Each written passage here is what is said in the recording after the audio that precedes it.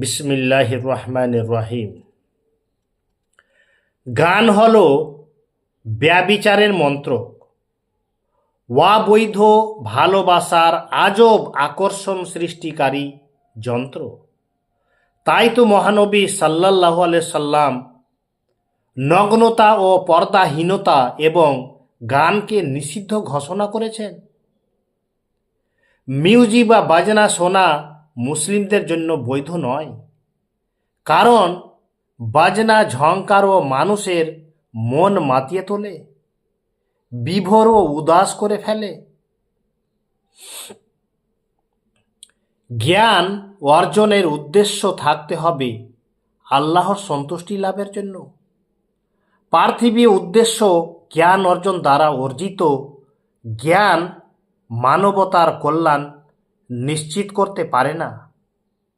আর যে জ্ঞান মানুষের মাঝে ও তার প্রভুর মাঝে সম্পর্ক তৈরি করে, সে জ্ঞানই হলো মানবতার কল্যাণ।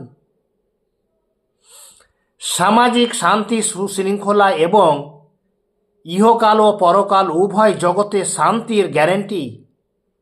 কিন্তু তিক্ত হলেও সত্য, বর্তমানে যুব সমাজ যে জ্ঞান অর্জন বা শিক্ষা গ্রহণ করছে, তাও পার্থিব উদ্দেশ্যকে সামনে রেখেই করছে। মানবতার কল্যাণ সাধন করার মতো কোনো শিক্ষা তাদের পাঠ্য তালিকায় নেই, তাদের পাঠ্য তালিকাতেই নেই। পশ্চিমা তথা বিজাতিদের অনুকরণে আমাদের শিক্ষা ব্যবস্থাকে সেভাবেই সাজানো হয়েছে। ফলে মানুষের তাদের রবের সাথে সম্পর্ক না হয়ে দূরত্ব তৈরি হচ্ছে, যা মানবতার জন্য বড় ধরনের শূন্যতা এবং সামাজিক অবক্ষয়ের অন্যতম কারণ।